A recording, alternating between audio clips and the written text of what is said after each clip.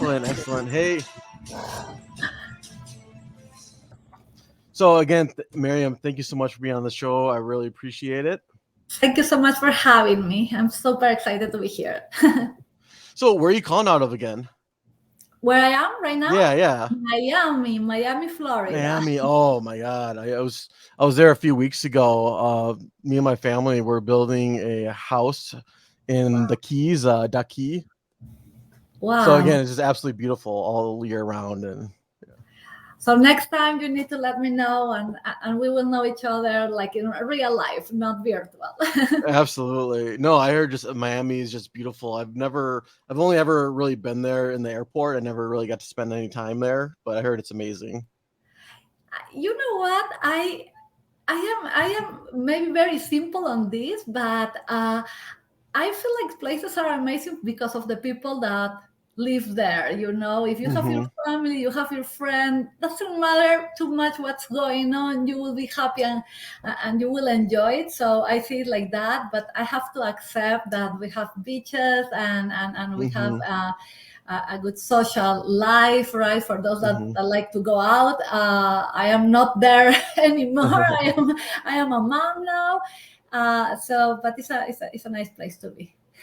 So you moved around a lot, right? I forgot, where did you grow up again? So I grew up in Peru, Okay. and I have been like I came to this country just 12 years ago. So I Okay. am relatively new, kind of, not Hmm. anymore. Time flies. And I grew up. I went to medical school there. Practiced medicine for 10 years for the Navy of my country, and then I met my husband that was living here in Miami, Okay. and life happens, and suddenly I was getting married and Yeah. moving to a new country. Yeah. So growing up, what motivated you to become a doctor? I didn't want to be a doctor, and Oh, I you know didn't? that is very disappointing. I wanted to be someone that will be helping others.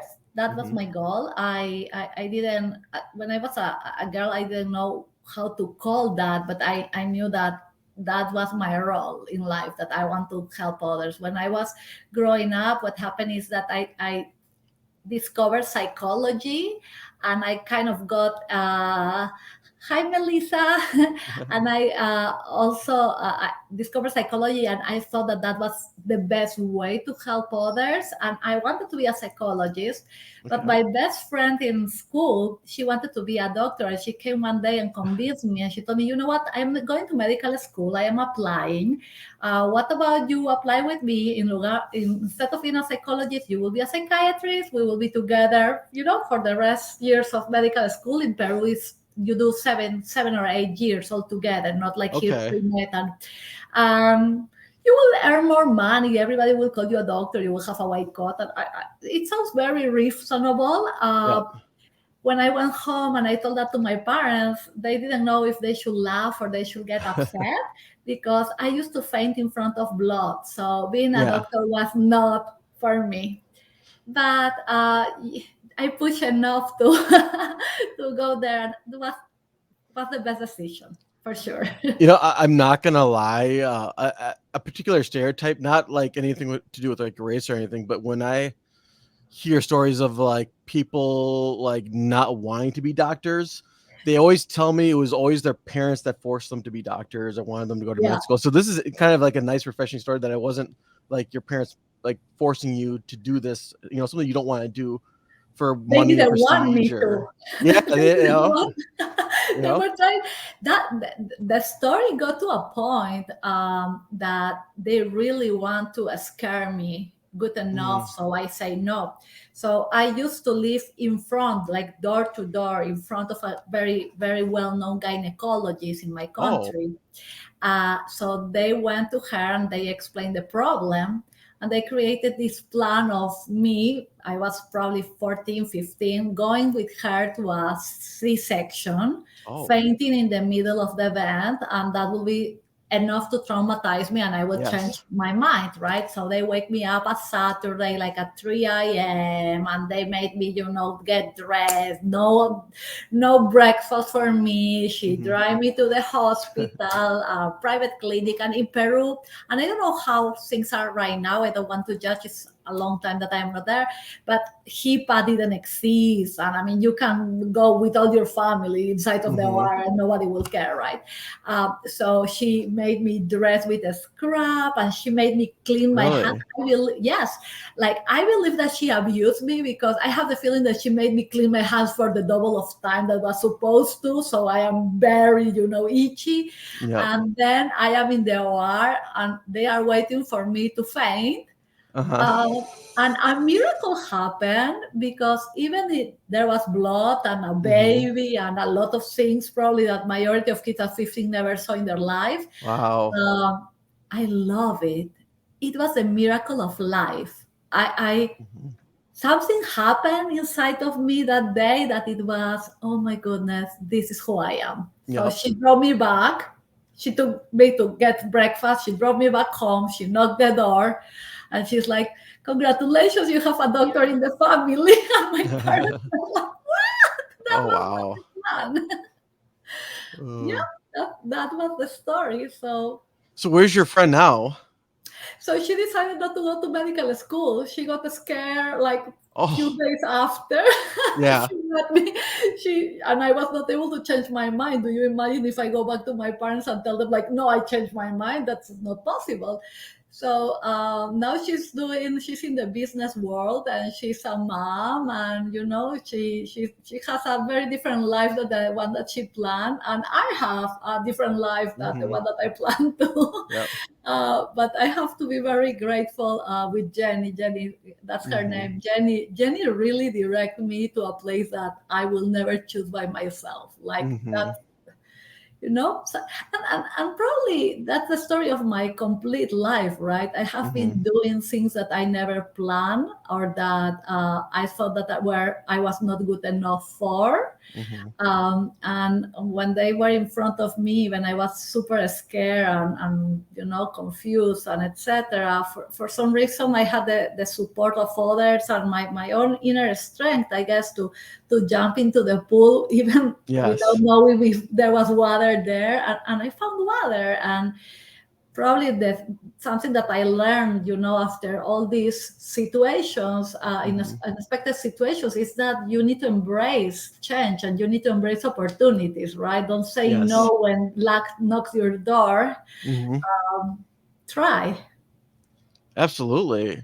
Now, I'm sure Peru is like very similar to like American med school, but you do your like basic first 4 years studying medicine, and then you choose a specialty or multiple specialties, right? Kind of. It's not like here, to be sincere. And if you ask me, I rather, with all the respect, the education that I receive in Peru than the one that I see that medical students receive here. Because we started seeing patients, even not 100% in a clinical way, but at least to interact with them since the first year. Oh, So okay. you are 17, 18 when you get into medical school, right? Hmm. And yes, you're doing biochemistry, which probably a lot of us we hated, Hmm. and and Yeah. biology or histology, right? And we are like, why we are doing this? This is awful. But then you have these uh, few minutes here and there of interaction with patients, and it's a good reminder that why you are doing Hmm. what you are doing, and the human part, and the human application of what you are learning. And I feel in my heart, to be sincere, that if I will be in a typical pre-med school, right, probably I Hmm. will never make it to be a doctor. The reason why I stay in medical school was because I had the opportunity to go and touch, the lives of people since day one, and that's kind of the reason why I am a doctor, right? Yes, I like science, and I like procedures, and I like the adrenaline, yes, but there is something. Dr. Levin, nice to see you there. Thank you so much for joining us. Mm. Wonderful doctor and an excellent role Okay. model. Oh, nice. Um, Cool. yeah, and I believe that the reason why I'm a doctor is because I want to be with people. I want to help people, Hmm. and that's vitamin for my soul. Makes me feel happy. Is makes me feel well. So yeah, that's the difference between our system and the American system, or vice versa, Okay. the Peruvian system. Now, didn't you do your further your training in America with residencies and stuff? Yes, I came, Yeah. and I after being for 10 years and attending in my country, and actually I was an academic physician. I was training already residents and Oh, medical wow. students there. Yes, Yeah. I came when I was around my 40s, so I came as an adult here. I got married old. I have my kids old. Uh, and I had to start almost from zero, right? Hmm. You don't do again medical school, but you need to take a lot of tests that we call the step one, step two, step Yes. three. And for those that have an idea, those are not easy I tests. heard I heard it's horrendously challenging. Yeah, you can be 9 or 8, 9 hours taking the test. Miriam, I heard horror stories. There's this financial channel that like people go to because they're student loans, and this one medical school student was so depressed because he couldn't pass the MSNLs or Yes, and after a certain amount of times you get kicked out of school if you USMLE. can't. And he Yes, had all the student loans and he didn't have the medical doctor at his name, and you and cannot. he was yeah. Oh my god, Yeah, the USMLE. Yes, the tests are very complex and very long. And I believe that in big part they test your medical knowledge, but they also test your ability to take tests. And something that's very important is they test your resilience and your emotional intelligence, right? So there is an academic part, but there is a part where are you able to continue for the next 8 hours, for the next 7 hours, 6 hours? Are you able to go to the next group of questions when you know that this group of questions was a disaster and you know that you did something wrong here and you are collapsing and you're hmm nervous? Are you able to recover and go to the next block? So there's you need to have this maturity, and I believe that. In my case, probably being older, the probability of passing this test because of the new medical knowledge was Yeah. low. You will have, right? I was very scared. It's like I really need to Yeah. learn things that they didn't exist when I went to medical school, right? They were like, I saw my first MRI when I was already, an Yeah. attending. Those things didn't exist.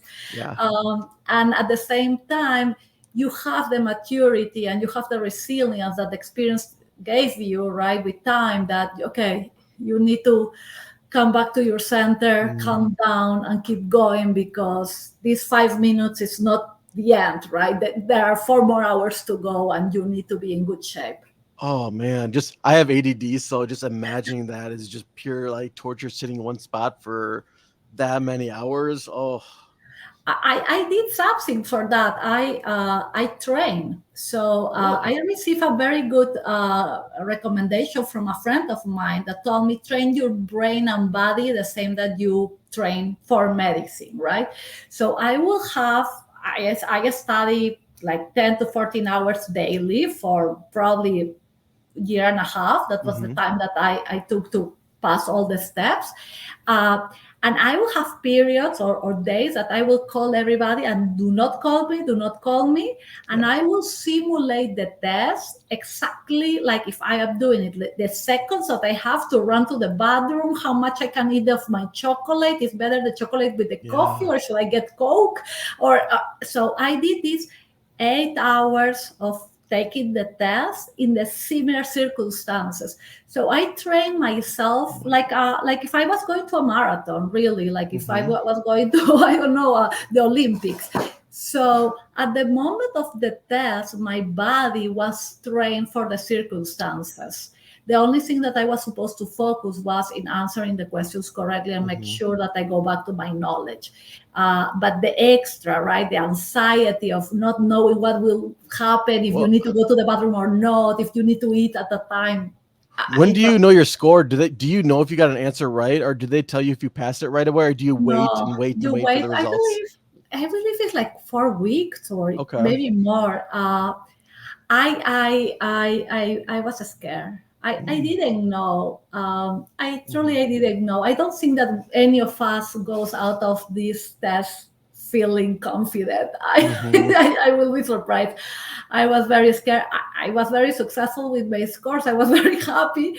The exercise experiment helped me Mhm. tremendously, and I actually recommend medical students and people like me applying or anybody that is going for a long test to train their body, right? Mhm.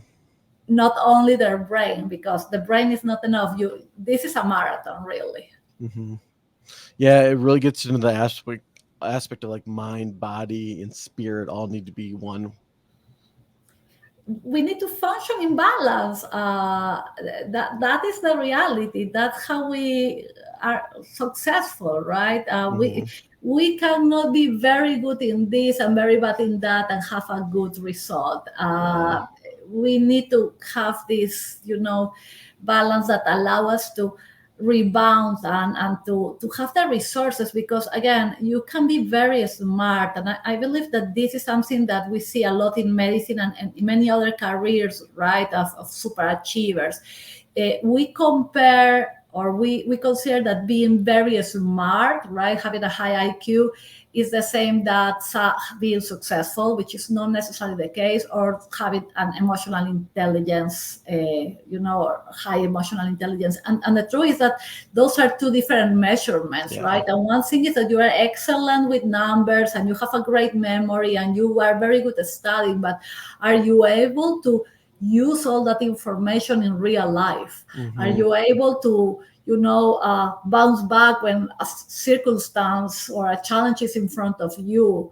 uh, and that's what we need to develop, and not only as physicians but as humans, right? Yeah. The ability of being self-aware, right? The components of emotional intelligence that are four, depending of what do you review, 4 or 5, but being emotional intelligent means that you are self-aware, that you recognize yourself, your gaps, your strengths, right? That you are social aware, that you recognize what is around you, that you Mhm. are able to control yourself, right? So now that you know yourself, you use that in your favor to act in the appropriate way, and then that you can affect the life of others in the same way, and Yes. empathy, that we cannot live in if we are not empathetic, and if we cannot feel, right, what is around us. Mhm. No, I have an interesting question for you, and I get this a lot. Like, do you feel, because what I've heard is that there's a major shortage in doctors in this country, and do you feel like there's an issue in how they do medical school admissions? And I wanted to use a personal, or no, physical therapist as example. He was in my class one day and he was talking, and he's working with students, and he's working with students who wanted to get into PT school that would have made phenomenal physical therapists. They were amazing, personable, very communicative, articulate. They were great. But then there's also another category of students that are super, super, super smart, but they had no people skills. And yeah, they might make okay PTs, or in your example, doctors, but they just don't have that it factor. And unfortunately, he feels like in PT school, the admissions, they make two piles. The 3.5, sixes are hires, and the rest don't get in. And do you see some similarities in medical school like that? Oh yes, yes, you will see, and I had the amazing opportunity to be in a leadership position at some point, and work with residents and interview residents and Oh, or applicants for okay. residency, and have to go through this difficult situation of selecting them, right? Mm, And I agree with you. Sadly, sometimes we focus more in the skills, right? The academic skills, and not the before we used to call them soft skills. Now we call them functional skills, right? That is mm, what you are saying: communication skills, empathy, and etc. Resilience. So yes, sometimes we are too focus on the numbers, and Mhm. numbers are not everything, right? You want someone that will be a kind doctor or a kind healthcare worker, someone reliable. But does it make this university look good if they have higher GPAs for admission? Is there prestige to it though? I don't think that this because of prestige. I believe that if you are dealing with thousands of applicants, right? Because that's what we see. You when you Mhm. start the process of selecting, you have thousands. If you're a good institution, you have thousands of Mm, applicants, and you can let's be clear. Like, you cannot read the CVs of all of them, right? mhm, So you at some point, just for to be efficient, you need to develop some type of selection method. And we can discuss that the 300 should not be the limit, should be 301 or should be 293, whatever. I'm using a random number right now for the test. But at the end, that's arbitrary, right? It's an arbitrary selection. So how do you pick those that have more probability of finishing the training yep. and being successful? And sadly, it's very difficult. It's not impossible, but it's very difficult to measure emotional intelligence through a paper, right? Mhm, And you cannot interview 2,000, 3,000 people. So you select the most brilliant on paper, and those are the ones that have better scores. mhm. It's unfair, maybe. It's efficient, probably the most efficient way to do it. I also think there's another factor too, because there's another podcast where I watch about like medical school, like students and selections, and like they tell like the main reason I watch it or listen to it is because they tell inspirational stories about people with 2.5 GPAs, 2.8s, literally getting into med school and like the things that they had to do to get the attention of the admissions office. So even if you get an interview, you got to do or say something to make them think about you, because again, of all the applicants, you got to stand out in some way to get them thinking like, oh wow, okay, that's interesting. But that's life, right? That's Yeah, life. Even it's if you're desperate, but there's nothing wrong with that, I don't think. no, and I feel like, again, that is a social skill, right? Hmm.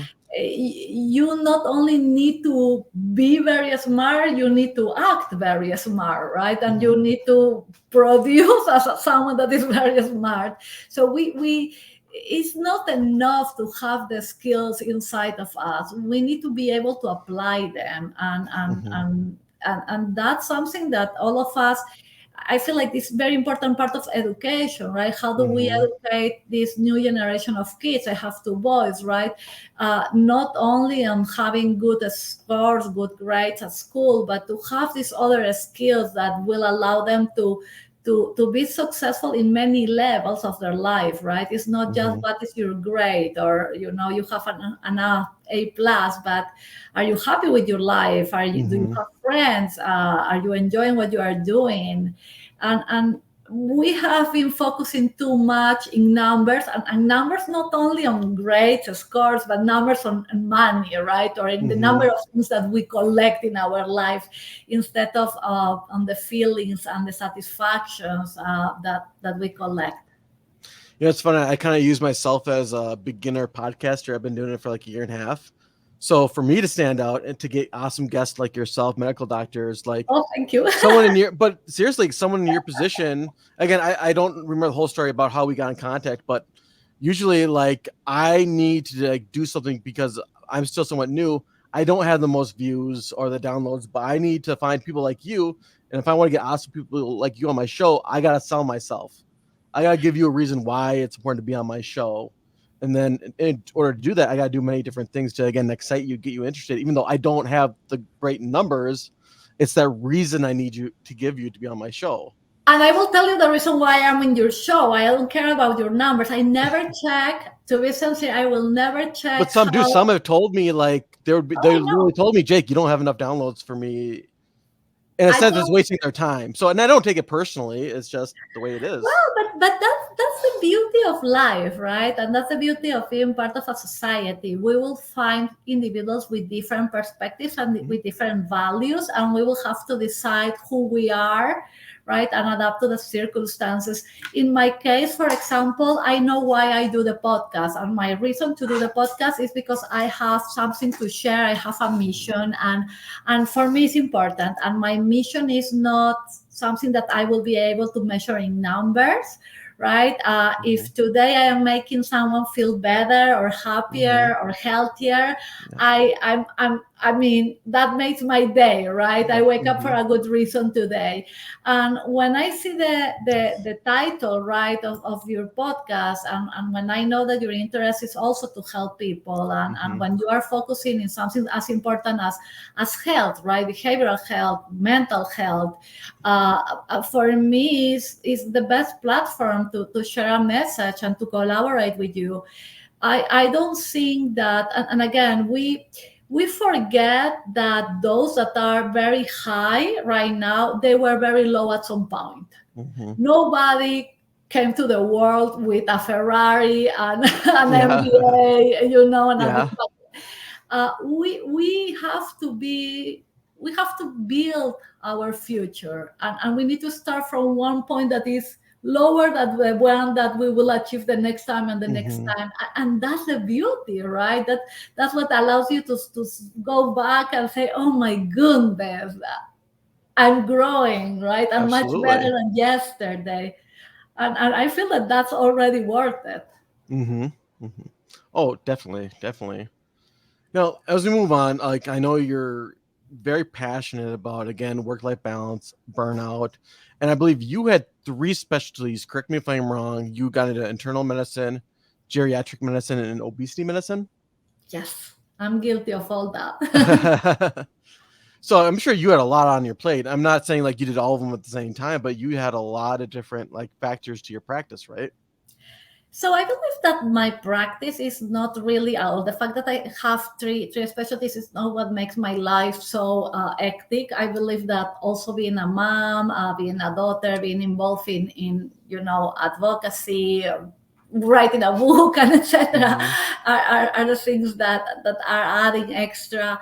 But you mentioned the word balance, right? And I have been for many years trying to reach this balance, and finally I gave up. Mhm. And I learned that is kind of an impossible task to achieve. And I heard a couple of nice terms that I feel that fit more my realistic expectation. And one is integration, right? How do you integrate this Yeah. personal life with your professional life so they don't have a friction, right? But they don't need to be 50-50 or 40-60. They can just bounce back depending of your needs, right?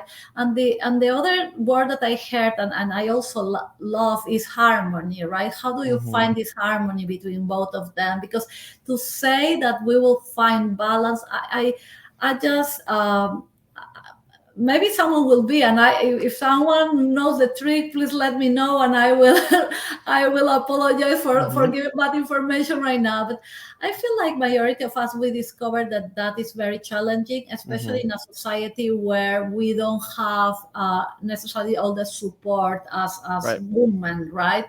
To be mothers and pregnant women and professionals and wives Mhm. and caregivers and etc. So I'm looking for integration, I'm looking for harmony, and I'm looking for well-being for myself. Of course, I am Yeah. looking that for others, but what I have learned is that if I don't change my perspective and I don't improve my own quality of life and my own well-being, Yeah. it's not only not fair, right, to try to Mhm. teach others, but it's also very difficult to be a role model, and it's always also very difficult to give others when you are empty inside. Mhm. And then also just to think about the word balance, we need to understand too, like that might mean different things for different people. Like, oh, everything needs to be equal to be balanced. Or then I hear the word self-care get thrown out a lot. And I've talked a lot about that in my episodes is yeah, self-care is important, but again, depending on what your job is, it's almost impossible to even apply it when you, let's say, have too many clients, too many patients, too much documentation you have to do. Like, how do you again input that self care in your everyday life? But we have, and Hmm. that's a challenge that I have been going through, Jacob, and I Hmm. mean, I have been guilty of that for a long time. And not only that I was guilty of that, but I was very proud of that, because that's Mm. part of the mentality, right? We collect medals and Hmm. trophies because we didn't sleep for a week because we were working in this project, or I Hmm. was on call for 3 days and Yeah. I didn't eat. And so, Yep. and we feel so, I don't know, proud, really. That's the word, right? We think that makes us smarter, or more Hmm. successful, which is absolutely the opposite. We need to understand that in order for us to function, and to function in our maximum potential, we need to apply self-care. Hmm. That when you are using self-care as a tool, right, to keep yourself happy, healthy, and in 100%, you are able to give this 100% to those that need you. But when you are in 30%, in 50%, in 20%, how much are you able to give to others, right? Yeah. So you have a responsibility. Self-care is a responsibility, especially in those that have leadership positions, especially in teachers, in any servant leader, Hmm. right? Of course, healthcare worker, because if we are not okay, we will be harming Hmm. others. So we have the responsibility of being okay, and that takes time and effort. So the same that we have in our agenda, many meetings, Hmm. and a lot of things that maybe are not even so important, we should Yep. have in our agenda self-care, and you should respect it as much as you will respect the time of a client, because you will not have a client if you are sick in the hospital. Yes, yes. And I'm sure you have almost an extra level of empathy because I'm sure you've seen a lot of depression, stress amongst even your medical students, your fellow medical students going through the process. I am happy and sad at the same time to say that I saw a lot. Mm, I'm happy because in some way that reinforced what I am doing, mm, and gave me a reason. I'm sad because I feel, first of all, that the level of suffering is tremendous, and the outcomes are so negative. And especially, I'm sad because this is preventable. And since you bring this to the table, right, and I believe that we had this conversation at some point, or we were sharing this information in the last few years. What we have been seeing is a very high rate of depression and burnout in physicians, and I know that majority will say this happened after COVID, and that's explanation, but mm, sadly those numbers were very high before COVID. And we are talking about 65% of physicians being burned out, more than 60% of physicians having some type of depression, and 400 physicians dying by suicide every year in this country. We are talking about one or two per day. or even medical school students, That the suicide includes, rate is one of yes, the highest programs of like students committing suicide. yes, and nurses and other healthcare workers are in very similar rates, right? And it's very sad because we are not able to see the red flags, or we are ignoring the red flags. But even more important, because we have been training these young physicians to be resilient, to do not ask for help, to you never get tired, you don't need to sleep, you don't need to eat, you are never scared. So we created this fake, community of superheroes that don't have superpowers. Yeah. And now we are expecting them to do things that are not feasible, Hmm. and we don't give them the support that they need. Instead of that, we retaliate against them when they fail, right, or when they Yes. are afraid, or when they ask for help. And sadly, if we go to certain states in the US, we have even the situation where when you apply to your medical license or you apply to jobs, the question about your mental health will be part of it. So you Yes. are afraid to, Dr. Nupi, yes. We are afraid of even sharing or asking for help. So we see this when we are on the extremes, right? When There's someone is already not here. there's punishment if you ask for help. Just from when I talk to nurses in Minnesota, they're afraid to let. There's some sort of organization that monitors like the human resource aspect to like, occupations and stuff, and they say we could lose our jobs if we admit we have a mental health problem or we are looked down upon in the system, and we're red flagged for having a mental health crisis. I Yes. can't say anything or else I'm going to get punished. Yes, yes, and I, again, I don't know in detail what happened specifically with nurses, but again in the entire healthcare system, and this is so severe that right now there is an organization, the Lorna, Dr. Lorna Breen, that was created by a lawyer, Corey Faith, that worked for the healthcare system for many years as a CEO, and he lost his sister-in-law by suicide. She was a physician, Oh, a chief in an emergency room during COVID, and she got affected. I believe depressed after yeah. having COVID and after all the things that happened. And she was so scared that the people will know that was her Oh, diagnosis, that she took her own life. And so he decided to create this organization. And this organization finally was able to get the first law in the United States just probably 6 months or 8 months ago that protects the healthcare workers against burnout, right? And that was signed by the Senate and the House and finally by Biden. And then right now he's going through different states trying to convince them to remove from the application to the license, the medical license, that paragraph where we are asked about our mental health. But that demonstrates the level of, how big is the problem, that you have now someone or an organization trying to revert that, because the fear is so big that if you don't ask for help, how you will get better. And let me tell you the other side of the story. We are forgetting about how much this impact patients and the community, because for those that are not familiar with the details of what burnout means or how it looks, you're talking about an individual, doesn't matter what career. you're right. But does this evil system you're talking about? Do they give a damn about if they don't give a damn about the doctors? Are they going to put an effort for the patient? I don't think they care. I don't like from what I'm hearing, and I could be completely completely wrong, but it's So just I have doubts about how much they care. I want to really think that at some level they care. I don't think that they care in the same way that physicians care.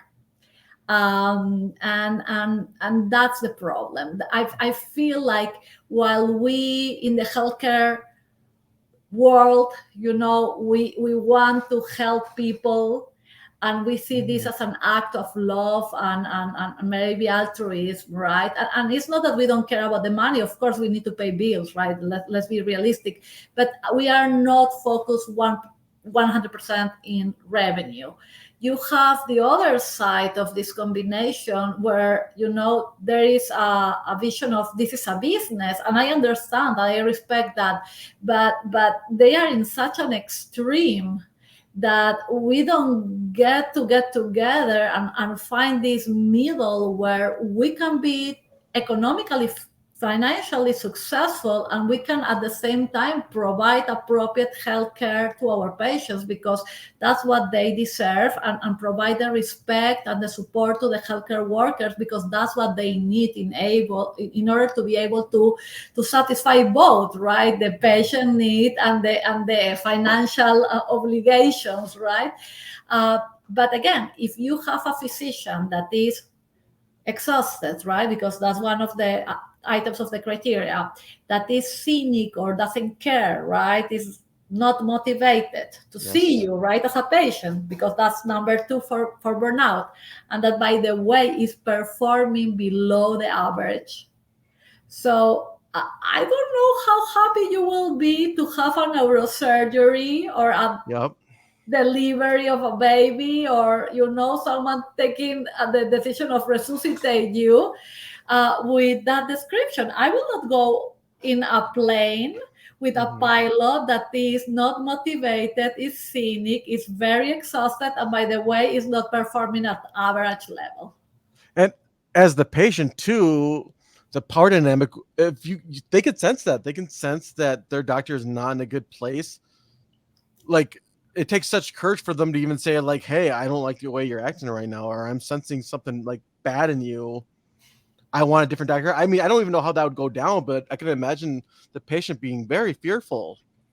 I don't know if they are fearful. They are very upset, but sadly, they are upset with the wrong people, and it's us, right? The nurses, the doctors. I mean, I have Yeah. been receiving insults in the last few months that I never received in all my career as a physician. Patients are, and they don't attack me because something that I did. It's because of the medication that was not approved by the insurance, and the Uh-huh. referral that was not accepted by the doctor this that doesn't take my insurance. And I am like, but yeah, but I don't do that, that's not my role. I cannot change that, the paperwork. How do I fix that? And let me tell you, I probably already, I quit my job just recently, a few Hmm. days ago, and In this was Miami or in in I was working for, yes, for a telehealth hmm. company, and I quit my job, among other reasons, and probably the one that was more close to my heart, the closer to my heart, is one day, I was getting insulted by someone that was very frustrated again, Mm. and I didn't notice, but my little boy entered in the room, Oh. and he heard all that. Oh. And when the call ended, he came to me kind of crying and like, Mm. "Mommy, why he yelled at you? Why he told you Oh. all those things? But you are a doctor. You are helping people. Why he is insulting you? You should leave that job. I mean, you cannot be in a place where they don't Mhm. treat you well." And I was absolutely shocked, uh, because is Yeah. that the example that I am giving to my kid? Is that what I want him to do? To be in a place where he doesn't feel respected, to be in a place where he feels that that probably is not safe and not appreciated, and that's what many of us physicians, nurses, and other healthcare workers we are feeling.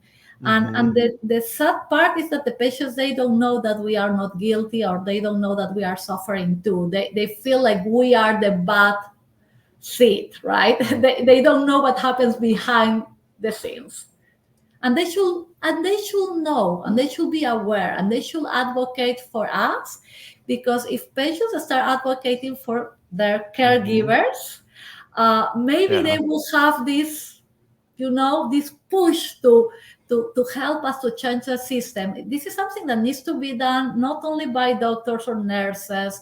This needs to be done by the community, because at the end, it's the community, the one that is being more affected today. Mhm. I guess she left too, Dr. Nupi, and have never She looked back. No, she has been, yes, Dr. Nupi, she is from England, and she practiced medicine there. Oh, okay. She's an amazing advocate also. I believe you. I believe. This is Hey. my mom. Yes, it She is. is. She's very good at what she does. Trust me. Oh, absolutely. I love you, baby. Go, And if puppy. she doesn't, and if she's clumsy, it's because she doesn't sleep. Oh my God. Oh, Okay, please go there. Thank you so much for sharing. that's an awesome person. I love it. I'm not gonna edit that out. Well, Uh, I am clumsy. That is true, and I don't sleep very well. That is true too. That's part of the things that I developed with medical mm, school, insomnia. So he's not lying. Yep. Oh, so I'm really excited for this next part because I want to get into your book. Now, I don't want to get into every single detail because it's going to ruin it for everyone. But again, I want to tell everyone, to my audience members right now, please check out the 3G Cycle of Life. It is a must read. It is amazing, and you should check it out. And I'll make sure I put that link on my show notes, everyone. So again, you get a purchase, and it's phenomenal. Thank you so much. And yes, but if you don't mind, I would love to get into a little bit of it because I like your quote that your father had about life in the early parts of the book. I kind of will get into that too. But one, what motivates you to again write this book? Because I've never written a book before. I just picture it being so much work, being an author and editing. But maybe you could tell me something different. I don't know. So I get in my life. Everything happens for a reason, and many times I don't know even how these things appear in front of me. I have to be very grateful for the surprises that I Mhm. receive. I was not necessarily planning to write the book. Mm. The book came as an opportunity in front of me, and it came when I was needing it the most. I was very upset with the system, very disappointed, frustrated, scared. I was going through many things, and I needed to vent. And at that point, later I recognized that I was burnout. Uh, at that point, I was so upset with the system that I wanted Mhm. to blame people. I was not trying to fix it. I was not Yep. trying to recover it. I was trying to say this is the fault of, Yes. right. Uh, what happened with this book is that, and if you check now the chapters, right, you will see that burnout that was actually Yeah. the reason for me to write the book, right? We will talk about burnout and how everybody else is guilty of us suffering. It's just one chapter in the book. It's called The Monster.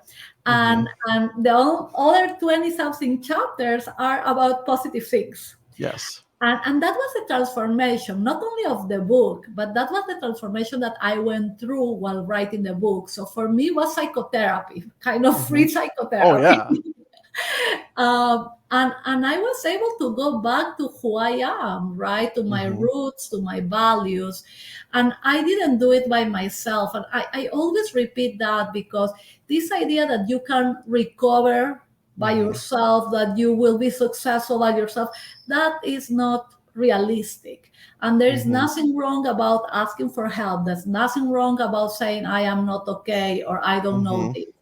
And that's exactly what I did. I asked for help. I contacted people that I never saw in my life via LinkedIn. I sent them messages and I asked them, like, hey, I am Miriam. I'm a physician. I want to write about burnout. I want to help people. Do you want to help Yes. me in the chapter this? And suddenly I will start getting yeses from people that I will never imagine. Yeah. And now this book has more than 30 amazing, amazing individuals that Hmm. collaborate with me, that taught me, that coach me, that are now friends. And some they are even as close as family. Hmm. They come from different countries, different 4 different countries, continents, different careers, different ages, Hmm. different everything, and they share their stories of how they grew after adversity in Hmm. different modalities, because the truth is that life is, I mean, we have as many types of lives as individuals, right? Hmm. Nobody experiments life in the same way. Nobody will learn in the same way. Nobody Hmm. will fix it in the same way. So this book opens the opportunity to find who you are, where do you fit, who you feel more related to, Yep. and what you can do for yourself that fits who you are, right, in the Hmm. most transparent and humanistic way, where we are compassionate and we accept, okay, we are not perfect, and that's okay. Absolutely. And it's funny that you mentioned your main motivation because that's what actually what motivated me to start podcasts is like all my emotions inside, all the things that I think that need to be improved in the system, especially the mental health addiction system, the treatment centers, and again, how we can better collaborate with other professionals to again help the patient and client out with their issues or diseases or whatever you want to call it that they're struggling with. And that was such a passion of mine, and a voice needed to be let out. And I feel like you have the same passion. And we are many of us, like you, like me, like Dr. Nupi, right? That Hmm. we have hope, we have the energy, and we have the we are investing on this collective project of fixing or improving the Hmm. healthcare system and mental health in general, right? Because that goes connected.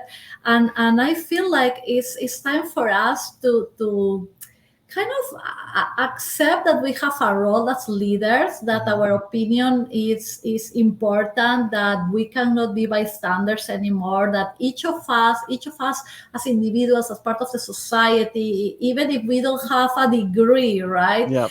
We have an opinion, we have our values, Yes. we can be helpful, and that is something that we need to rebuild together. Because again, this is not a question of the doctor that is suffering or the nurse Yes. that is working for long hours. The question is, do you want your kid, your parent, your husband, wife to go into a hospital where people cannot treat you well or as you deserve because they are not receiving the support that they need? Yes. So who is healing the healers? Hmm. And the answer is, for now, nobody, or Yeah. nobody in an in a formal way, because you have Yes. a lot of doctors doing efforts, and collaborating, but there is nothing formal and I will say at a political level. Yes. That's what we need right now. Hmm. Thank you, Julie. Hi, Julie. Yeah.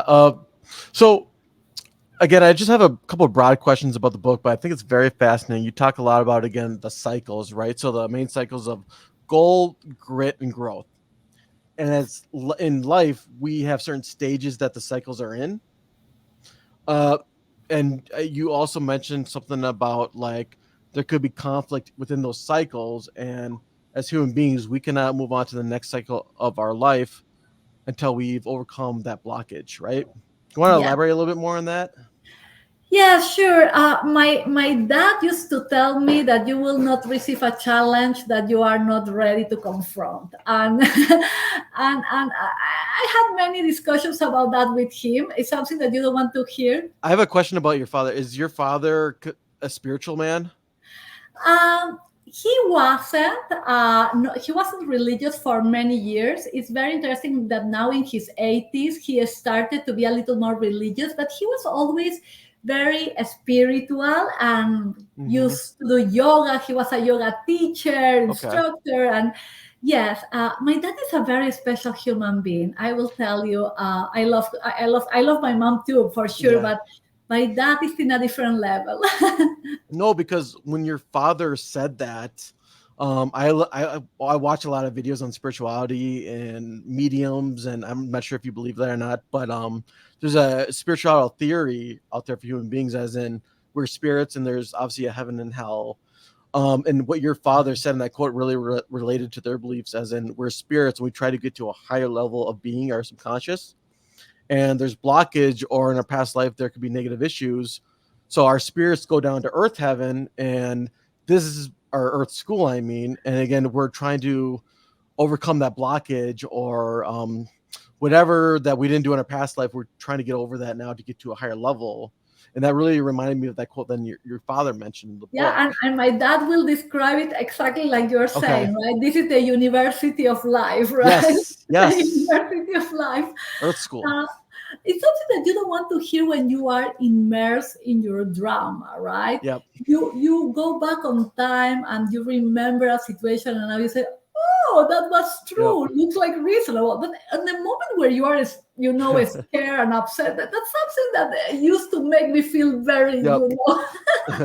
and yes, so I see life like that, right? In some way, I always describe life like as a video game, right? You Hmm. enter into the video game, you select the video game, Yep. and it has cycles, right? Levels, and you start the level, and probably you have no idea even how to move the Hmm. and do you need to jump?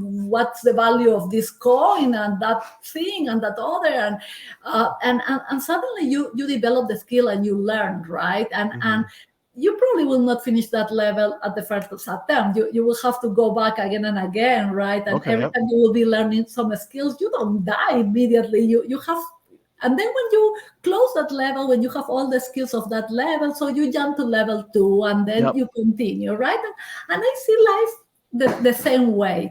Uh, Probably my modification is this concept of the 3G, right? Because I have been asking myself, how do I do things? And why I ask myself, because I have been described as resilient. That Hmm. seems something that people normally tell me. How do you do this? How you move on Right. all the time and you rebound? And I was like, Hmm. I have no idea. Do I do that? I didn't even notice it.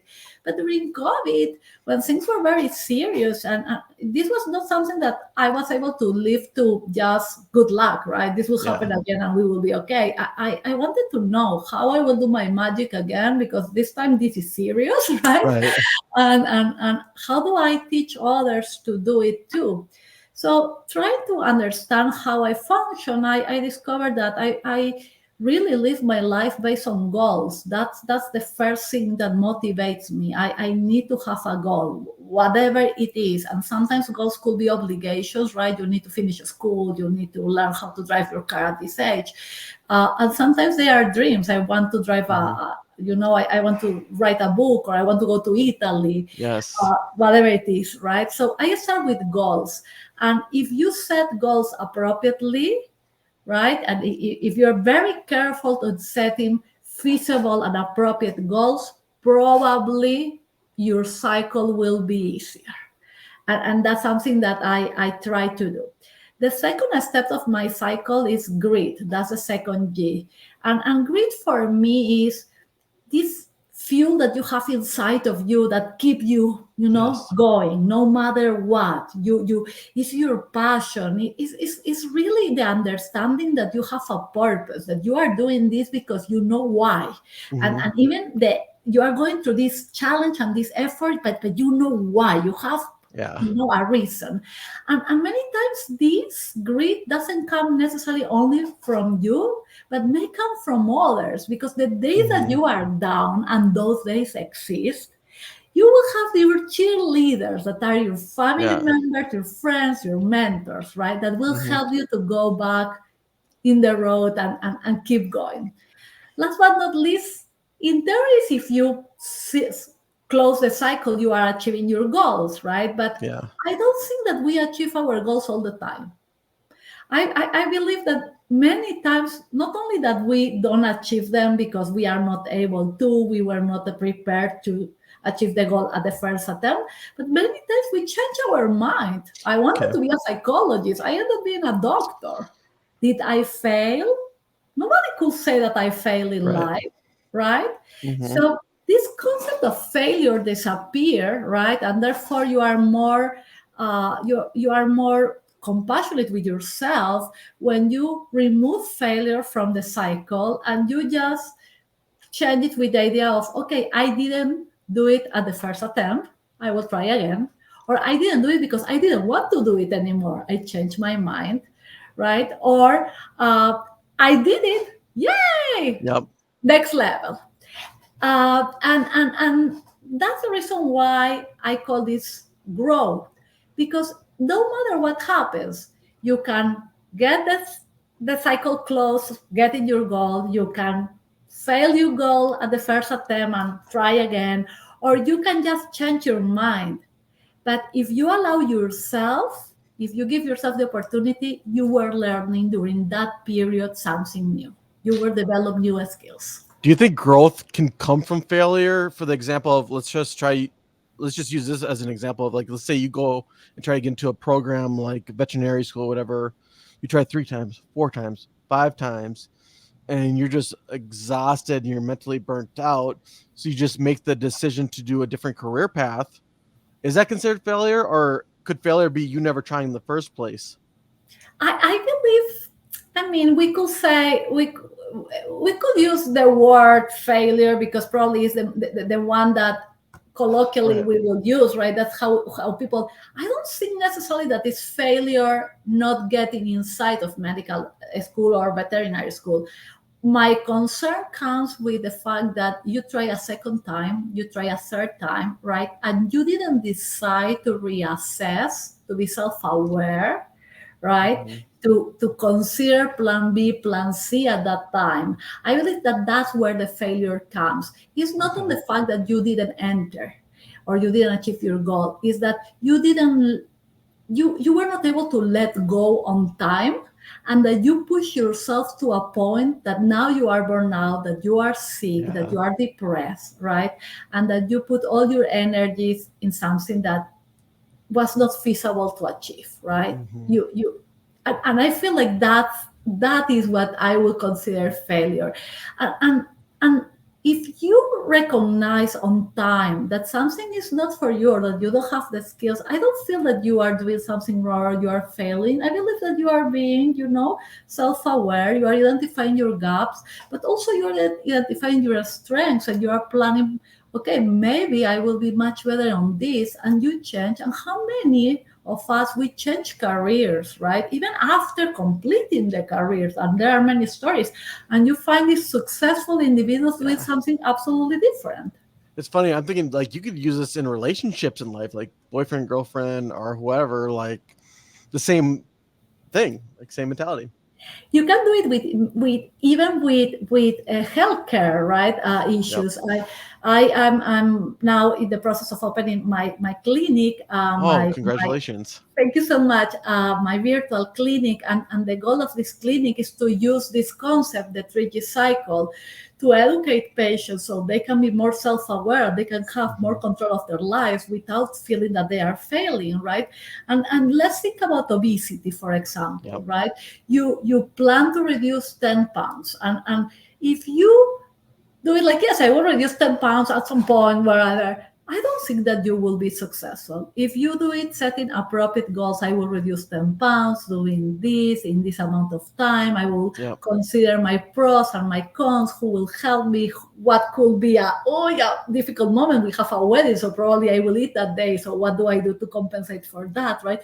If you prepare yourself, and you have your cheerleaders who will be coaching me, who do I call so we can go for a walk every Yep. morning, right? That's your grit. And then, well, maybe you went down the 10 pounds, maybe not, but you learn something and you try again, right? And you adjust, and you collect information, and it kind of a process, right? When we do quality improvement, right? When we reassess, and that's exactly goal grid grow, right? Hmm. Use for control of diabetes, use of control of hypertension, stop smoking, whatever, Yep. better lifestyles. So you can use it for everything in life. I believe so. Absolutely. Well, Miriam, I had an absolute blast with you on the show. I had so much Thank you. fun. Normally, when I do to close off things, I want to ask you right now, like, what are your goals in the next 5 to 10 years? And also, but I think it's super cool about your clinic. Is it to like extend your clinic? Is it to write another book? Do you have any again future goals or plans? So I will tell you my goal number one. My goal number one is to become a better mom for my kids, Mhm. and that's the reason why I'm doing all the changes that I am doing. I want to be. Want to be a better mom for my kids, and that comes with the fact that I need to still keep working on myself. And there are many things that I wrote about in that book, and I Mhm. confess in the book that I'm still learning Yep. boundaries and other things. So Yep. I'm still working on myself and my own development, and learning, and becoming a better mom, a better wife, a better me, Yep. right? And that's, I believe, my goal number one. And that will bring the rest. And with that, yes, I want to. This clinic is supposed to serve all Florida as a virtual clinic. My idea is to bring a little of evidence-based medicine, but also hope and a holistic approach to help people to Mhm. bring this idea of recovering control in your own life, and being accountable for your own decisions, so you can be successful, and Mhm. stop being a victim of what's happening to Yep. you, but you take the decisions. Give that, empower patients, Mhm. empower the community. That's my goal with that. And I have in my heart a new book that Oh, needs to be coming. yeah. But I need to, step by step. I need to finish this clinic, put it, Yep. there. And yes, I have in my heart a book that will be at some point part of it. And the Yeah. version of it in Spanish of the book, the version in Spanish of my book will be ready, I believe, in Nice. 4 more weeks. So I will be able to transmit this to my Latin population, los latinos que me estén Yep. escuchando, bien en español también. So it's coming Beautiful. in Spanish too. Oh, thank you, Diana. Yeah. Oh, Diana, oh my God, I want to say something. Dr. yeah. Londoño, she is another spectacular advocate. Yes. She's a urologist. She is Hmm. supporting physicians since COVID started with Hmm. burnout prevention. She has a program that Yep. supports physicians. It's amazing what she's doing, what she's achieving. So just to say that Spanish versions, yes, just to say it's like we are a big group of people trying Hmm. to create changes. And I want to say, Jacob, I'm very grateful, and it's an honor to be in your program. It's Yep. an honor to be talking to you. You have the heart in the right place, and thank you for allowing me and Of my course. friends to share, a positive Absolutely. message, and to empower people, and to advocate for the healthcare workers. They need so much support. Well, again, the pleasure is all mine. It was truly amazing having you on. I hope to have you on again someday if you ever have the time. Yes. Also, if any of my audience members want to get a hold of you, is there a particular email website they could use to send you a message? So I'm most of the time at LinkedIn, so they Okay. can find me at LinkedIn. I'm Dr. C, so it's easy to Yep. find me. And I just open my accounts in Facebook and Hmm. Instagram. It's Dr. C. Wellbeing MD, so they can find me there too. Excellent. Excellent. And I'll make sure I put all that information on my show notes, as well as, again, your book information. It'll all be one click away for my audience. And again, Miriam, it was a blessing having you on. It really was. Thank you so much, and thank you to Dr. Nupi and Dr. Londoño Hmm. for being here, and everybody else that was here hearing us. Please go home today and be proud of yourself, and think about how you will be helping others, and be kind with yourself, because that's the only way that we will be able to help and support others. We are Well, all thank in you, this Diana. together. That's Thank correct. you. Absolutely. Blessings. All right. Have a wonderful day. Thank you. Bye bye. Thank you. Bye.